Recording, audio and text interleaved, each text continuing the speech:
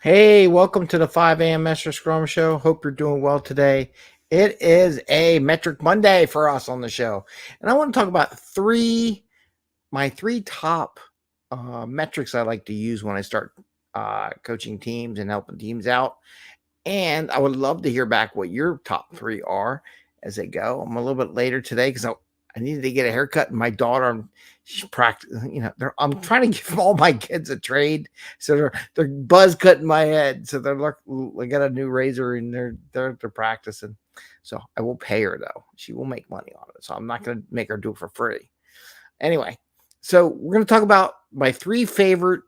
If I could do this right, my three favorite with a three finger, three fingers. Hi, Bubbles. Bubbles here. Oh, there you go, Bubbles. You now happy? Bubbles wanted to be in the show. She. I don't know what she does, but she knows when I'm going to do the show. She's like insistent on being in the show. Now she's smiling. Well, as long as we make Bubbles happy. Anyway, we're going to talk about my three favorite metrics to start a team with, and one of them has to do with the backlog. And I'm really amazed how many Scrum Masters, Agile coaches don't talk about backlog. And I'll give a little tips how to shape that up and how all these should shape up in any and format. So anyway, 5 a.m. Mester Scrum Show. I am Greg Mester, Scrum Master and Agile Coach. And here we talk about Scrum and Agile in a very practical and tactical way. So you bring more value to your customer, not work so hard to get that value for your customers, and have a little fun along the way. And Thursday put out a interview with Rochelle Williams. It was pretty good. She's an Agile coach out in the UK. Did an interview. The podcast is so much better than the video version because I had lots of problems with Zoom. I actually got to the point where I actually bought myself a new computer. One day it'll arrive here someday in the future. I don't know when. Not here yet. Looking forward to that, though. I got to redo everything once I get that. Because I think my old 7-year-old computer was just not hacking it anymore. But let's talk about my three favorite things, metrics to use when I have a team. Well, one is velocity. Now you could say velocity, what? Points, counts, pigeons, fruits, I don't know, t-shirt sizes, however you want to do it. I like to do my top one velocity, get that one going. It's your issue count. As simple as an issue count. Later on, as they mature and you want to, and they're seeing how issue sizes and how much complexity and all that differs, then I go into pointing with that. But at first, it's just an issue count. And having that nice velocity gives the team some historical data from which to say, yeah, we've been averaging about 60, let's say 60 issues or 100 issues or 1,000 issues. I don't know, whatever you get. You got 1,000 issues. I think you got too much stuff going on. But let's say you had that number or 20. I have lots of teams that had 20 issues in their backlog. You know, getting that idea gives them a good starting point for what they want to bring in, what they're capable of, unless they improve the retrospective, right? And I always challenge teams when they want to up the velocity for their team. Well, what did you do in the retro? What did you do to improve the velocity? Just don't improve the velocity, but don't up the velocity, but what did you do to improve it? So that's number one, is velocity. The next one I have is burn down. Why the burn down chart? Burn down can be complicated. Sometimes it works, sometimes it doesn't. It shows something's weird. It shows how the team is getting work done as they go. Because if you wait for the whole entire sprint, it doesn't give you, it's like, I have no data. How are we doing as a team? Are we getting stuff done? Is stuff flowing through the workplaces? Burn down is a real simple chart that shows, where you started at, your goal at the end of the sprint, and how you're progressing. Now, does it need to go exactly in the same straight line that shows on Jira or Rally or any one of those? Because it's really like a chalk line. You take it at the top and you snap it at the bottom. You ping it, and boom, there's your line. That line is just a fictional thing to give you an idea of what goes down, right? The reason why I like burn down, it tells me a lot. It tells me if it's done right in your system. Are we adding stuff during the sprint? Are we actually getting stuff done? Are we working as a team? Are things getting stuck? Now there's a thing different between stories and subtasks, and there's a debate on how many issues on the burn down chart. I get it. I've seen it. I experienced it. You have to figure out what you want to do. Sometimes I do two burn downs. When I do a task, subtask, and when I do a story level, right? So it all depends. Sometimes it's a combined thing of story and subtask. You have to figure out what you want to do. But first, I just like to track the number of stories that we're working on a sprint. As everyone works, it burns down a little bit. If things aren't burning down, the question is, why are we getting stuck, and are people helping each other, and why is it taking longer for stuff to get done? It opens up a whole realm of discussion, and they're too simple. They're right out of the box. So velocity, well, burn down goes as you work, right? So that's the very first thing you'll get out of the systems, out of the box systems, without doing spending any extra money. And the next one's velocity. You get a couple sprints in, you get your velocity. So it takes a couple sprints for the velocity metric to mature enough to be able to use it, right? To figure out where you're at and where you're going. Now, the third one that I like to do, and in this, like, velocity takes a couple sprints to get there. However, you can start looking at it the very first sprint. Like why I like to do sprint zero. My sprint zero is different from everyone else's sprint zero that I've seen. I actually give it a time box. It's practice. My sprint zero is a practice sprint, but I want to get people getting used to the system, how the operation, the talk, the events, and having all those conversations so that sprint zero is what it is. We put stuff in the backlog. There's always, if a team existed before and they're just converting over to Scrum or an agile thought process, there's already stuff in the backlog. So the backlog is not necessarily a bad a worry. Some teams like, well, you got to spend 6 months building backlog. No, just throw some stuff. You got to set up your computers. What you got to do? Like this morning, I had some issues logging in. Maybe it's just computer issue, logins, credentials, getting familiar with the product, stories like that go in the sprint zero that may not be necessary writing code right away, right? Because I don't know if anybody wants anybody to write in your code first day, unless they already worked in the team and then they're there. So anyway, so now the backlog. What about the backlog? What I like to do is a health backlog thing. I actually start off simple with the excuse me, cat hair. That. I don't know. Something. So I like to start, simple flow. Let's just say to do, in process, done. Simple, right? As I'm building that out, I challenge my product owners and my business analysts, and I measure them too, because sometimes they think they don't have to get measured and they just do their thing.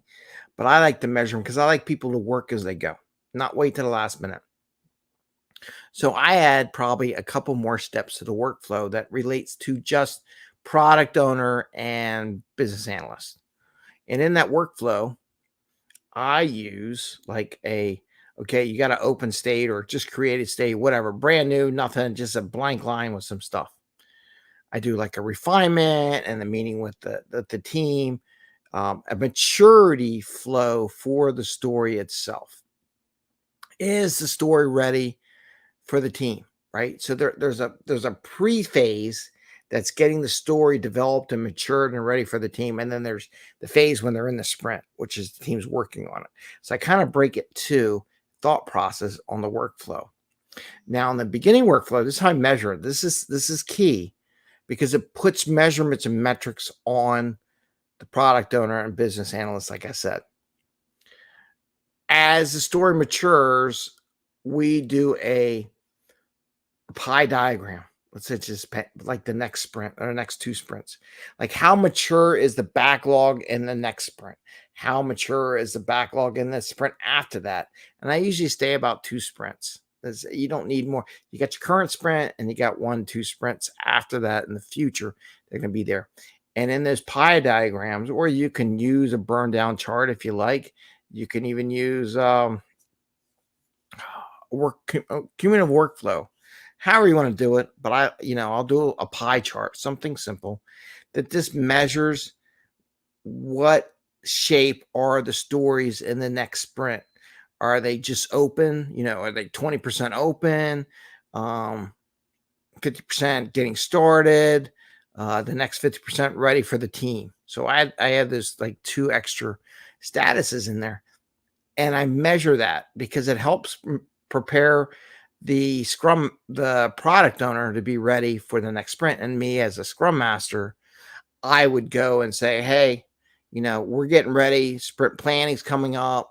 We need to have those stories ready. Are they not ready? We haven't met with the team. I see a lot of stories that aren't quote team ready yet, whatever our definition of ready. And again, in that sprint 0 is where we come up with the definition of ready, just to give it a shot. We mature it the next 4 sprints to enhance that definition of ready based on what we're seeing coming out of the business side, seeing coming out of the product owner, seeing coming out of the business analyst, and we adjust that definition ready to what the team needs to be able to code the thing. So they're all learning. That's what that sprint 0 really helps with. So, but now it gives them metrics or goals for the business owners, because I'll be honest with you, I get a lot of questions from managers. How do I measure how my product owner is doing? How do I measure how my business analysts are doing? And my question is, how mature is the backlog? You get measured based on the backlog as well as that goes. And then in the end, delivering product. But that's a whole team thing. That's a future thing. But those are my 3 simple metrics I do. I do velocity is if I did it with time, my favorite is velocity because I can do so much with that. My next favorite is the burn down chart, but now in order. And then my third one is the backlog health. Now, if you're doing the sprint 0, actually your backlog health would come out first, right? Because you're building a backlog for the team during that sprint 0. That's the goal. Before sprint 0, they should have work in their sprint for sprint 1, right? And they get the same time as a normal sprint. I want them getting into that cadence. So my favorites are velocity, the